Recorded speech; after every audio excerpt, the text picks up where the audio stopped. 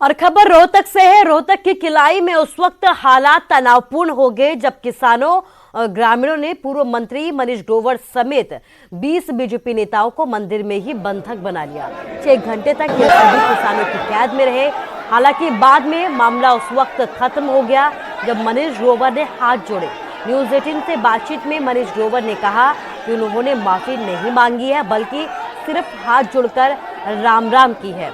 आपको बता दें कि पीएम मोदी के वर्चुअल कार्यक्रम में शामिल होने के लिए बीजेपी नेता यहां पर मंदिर में पहुंचे थे, लेकिन भारी पुलिस बल के साथ मंदिर पहुंचने से किसानों और ग्रामीणों में रोष हो गया था।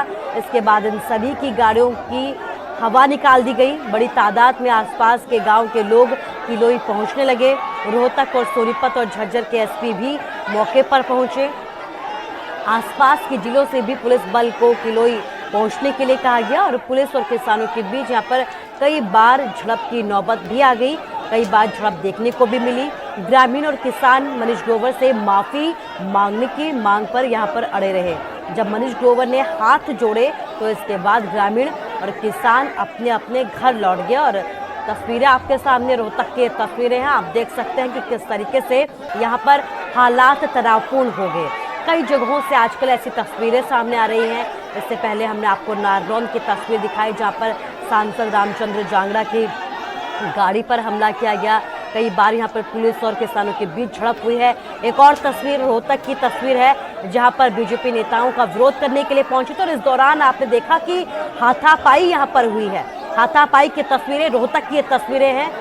3 कृषि कानूनों का विरोध लगातार किसान कर रहे हैं, लेकिन इस बीच आपने देखा होगा कि कई जगहों से ऐसी तस्वीर सामने आ रही है और इसी कड़ी में अब रोहतक से ये तस्वीर सामने आई है।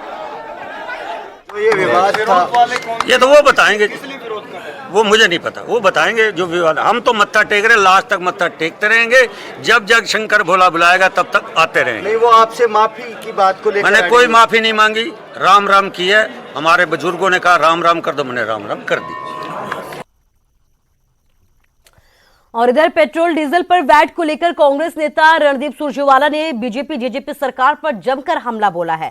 सुरजेवाला ने यह कहा है कि पेट्रोल डीजल पर एक्साइज और वैट की दरें कांग्रेस सरकार के बराबर करें। वैट की उन्होंने जजिया कर की तुलना की है और कहा है कि कमर तोड़ टैक्स लगाने से जनता का बजट भी बिगाड़ा है और बेहताशा महंगाई की मार भी लगातार जनता पर पड़ती जा रही है। जी ने साल 2021 यानी इस साल 26 रुपया डीजल पर कीमतें बढ़ा दी प्रति लीटर। 10 रुपया लीटर कम करके शेखी बगार रहे हैं कि बहुत बड़ा दीपावली का तोहफा दे दिया। और बड़े मियाँ तो बड़े मियाँ, छोटे मियाँ सुभान अल्लाह। खट्टर साहब और दुष्यंत चौटाला जी ने क्या किया?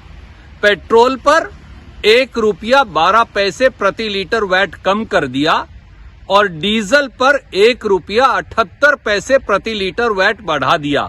और फिर शेखी बगार रहे हैं कि बड़ा वैट कम कर दिया। और बात हिमाचल की करेंगे। केंद्र और हिमाचल सरकार की ओर से पेट्रोल और डीजल के दाम घटाने के बाद कांग्रेस ने यहां पर जमकर जुबानी हमले बोले हैं। कांग्रेस के प्रदेश अध्यक्ष कुलदीप राठौर ने यह कहा है कि हाल ही में देश और प्रदेश में हुए उपचुनावों से केंद्र सरकार को बड़ा झटका लगा है, जिसका असर अब दिखना भी शुरू हो गया है। कांग्रेस ने रसोई गैस की कीमतें भी कम करने की मांग की है। इसके साथ ही ये भी कहा है कि खाद्य सामग्री के दाम भी लगातार आसमान को छूते जा रहे हैं, जिनमें भी कमी की जानी अब बेहद जरूरी है ताकि घर का बजट जो है वो संभल सके। आपको इन चुनावों में हार का मुंह देखना पड़ा। पूरे देश में भारतीय जनता पार्टी को जो हार मिली मध्य प्रदेश को छोड़ के, वहाँ तो सरकार थी। सरकार तो इनकी हिमाचल में भी थी, लेकिन हिमाचल का जो चुनाव परिणाम है वो अपने आप में बहुत ज़्यादा ऐतिहासिक है। और मैं हिमाचल प्रदेश के लोगों को बधाई देना चाहता हूँ कि आपने पूरे देश में जो है वो करके दिखाया है कि आपने मोदी और जयराम सरकार को जो है घुटनों पे लाया।